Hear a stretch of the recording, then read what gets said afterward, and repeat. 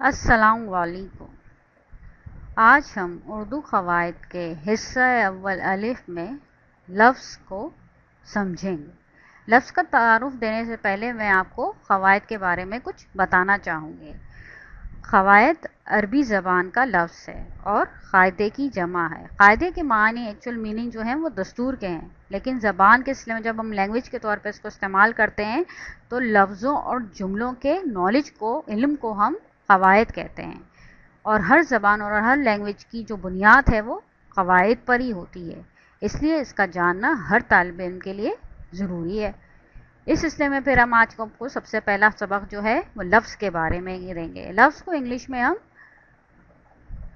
Word कहते हैं, ठीक है ना। हुरूफ के मजमे का नाम है। लफ्ज़ क्या है? हुरूफ के मजमे का, यानी जब हम हरूफ तहज्जी को जोड़ते हैं तो लफ्ज़ बनता है। अब मिसाल के तौर पे आप ले लीजिए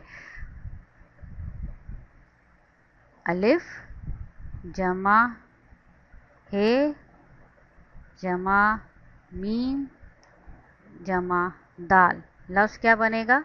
अहमद। इसी तरीक़े से आप दूसरी मिसाल ले लीजिए पे जमा रे, लफ्ज़ बना पर।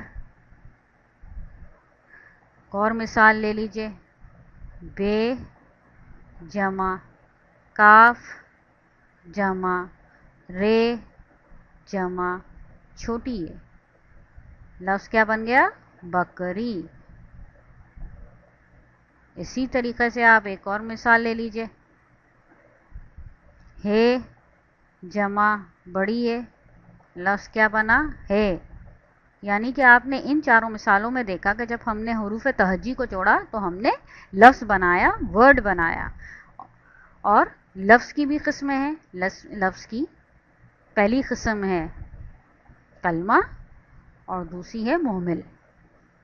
यानी कि आज के सबक में हमने लफ्ज़ को समझा कि लफ्ज़ जो है हुरूफ के मजमे का नाम है, यानी हुरूफ तहज्जी को जब हम जोड़ते हैं, मिलाते हैं तो हम कोई लफ्ज़ बनाते हैं। और लफ्ज़ क्या है?